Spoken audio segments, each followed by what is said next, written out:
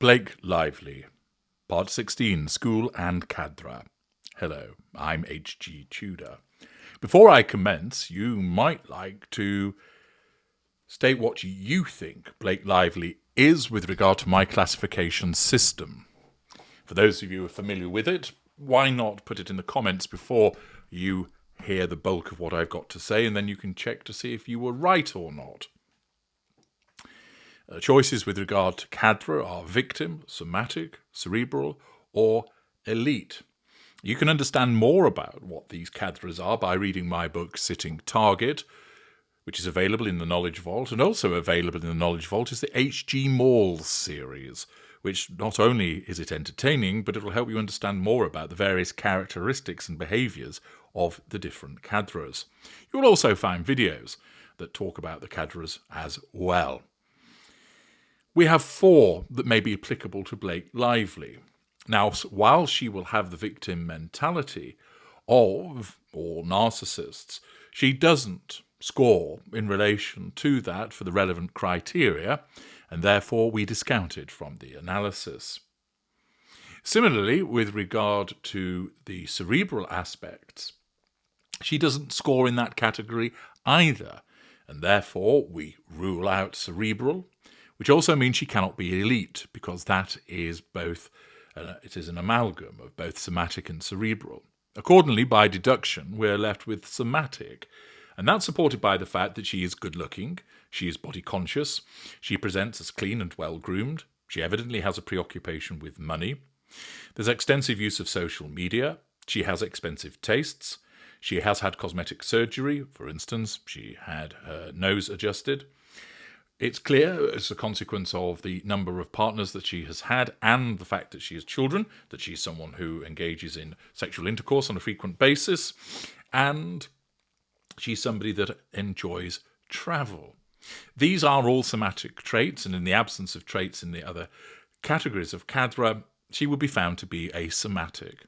Somatic is the category which attracts the largest number of narcissists by virtue of Cadre, individuals that are focused primarily on material matters, outward appearance. Understand, a narcissist could have aspects of other cadres, but the narcissist is always assessed with one overriding cadre. So, for instance, a narcissist might be 75% somatic, 10% victim, and 15% cerebral. But in such circumstances, we would simply call them somatic, because that's the governing cadre. So it's important to understand that when you learn about the somatic narcissist, for instance, you're not necessarily going to see every single behaviour that's there. It's also linked as well to the school. So, for instance, in some instances, you might have a middle lesser who is very good looking, but you also could have a middle lesser who thinks he's really good looking but is not. Both are preoccupied with looks. However, with Lively, the evidence is clear that she is a somatic narcissist. Now let's turn to the question of her school. Have you been correct in this regard? She has a huge fuel matrix. She's internationally famous. She has over 44 million followers on Instagram. Although I didn't know her particularly well, I had heard of her, but she's evidently well known, and this translates into having a huge fuel matrix. She is wealthy.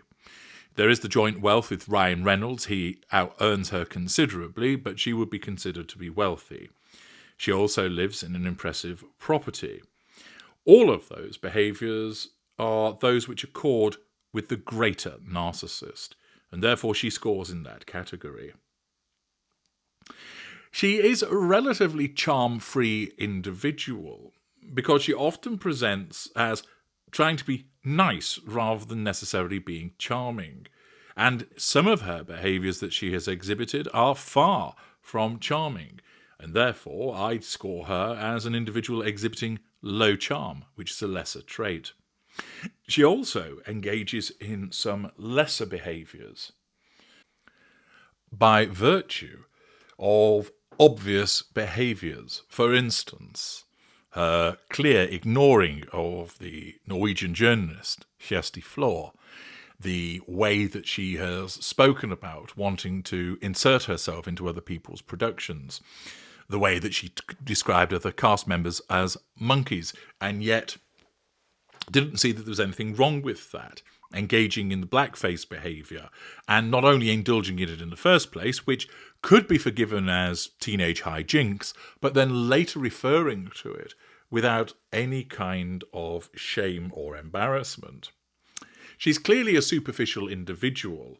There is no depth to her, not even a form of artificial depth. That you really, what you see is what you get. All of those are lesser behaviours. However, we can't put her in the lesser category because we know that she operates a facade. So, while she does exhibit some lesser behaviours, we strike lesser from the consideration. This leaves us with potentially greater, as I outlined some behaviours there, and also mid-range. She engages in pity plays, which are a mid-range behaviour, silent treatments, which is a predominantly mid-range behaviour. There is facade management of a kind and caring person, mid-range behaviour. She has had stable employment, mid-range behaviour. She is of moderate cognitive function, mid-range behaviour. She exhibits a moderate threshold on her ignited fury, mid-range behaviour. Her manipulative palate accords with that of mid-range. She also operates with an intermittent facade. She is clearly an individual that has more mid-range behaviours than greater. Furthermore, in relation to the greater categorisation, there is no awareness of what she is. She doesn't operate with a facade of superiority that you would find with the greater. She wants people to think that she's a kind and decent person. Witness the facade that's utilised with regard to her parents and also with her siblings, something that she regularly makes reference to.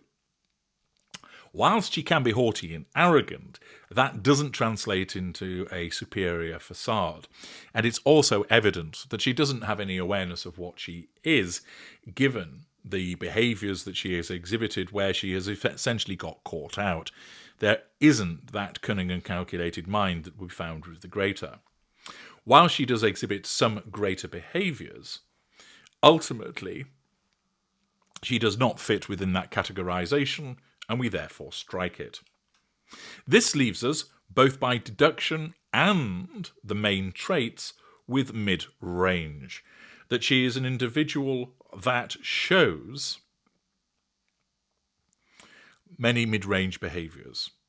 This leaves us with 4 potential sub-schools: lower mid-range, middle range type A, middle range type B, and upper mid-range. While she operates a facade and is mid-range, she's not wholly passive-aggressive in the way that many middle mid-rangers are. For instance, there is the public devaluing behaviour of her husband, which is passed off as snarky behaviour between the two of them. There's also been repeated instances where she has behaved in a poor manner towards people in public. There's also, of course, poor behaviour that has been exhibited behind closed doors, but all where there were more than one person with regard to the treatment of the intern, the stylist, etc. Accordingly, there is a layer of aggression that's associated with her. Similarly, with the aggressive threats that she issued towards Justin Baldoni. Overall, I don't see her as passive-aggressive enough to be found as middle range. Although she does use pity plays, she's not an out-and-out crybaby, so middle range type B would be omitted. Middle range type A would be a consideration because of this facade of nicey nice that she projects, but I don't see her as passive-aggressive enough for that. And there's been too many evident slips of the facade with the behaviours that she is engaged in. This leaves us with upper mid-range and lower mid-range. With upper mid-range, she certainly exhibits the grandiosity and the haughtiness. She also has a number of greater traits.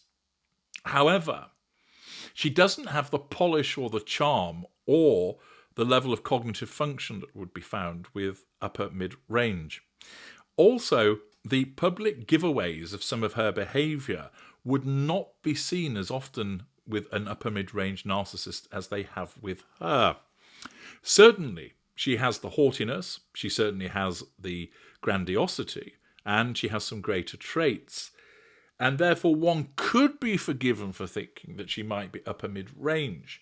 But one particularly thrusting aspect of Lively's behaviour is what might be described as a mean girl, in that not only is she pleasant to certain people's faces but mean behind the scenes, she is also rather rude to individuals where the facade slips.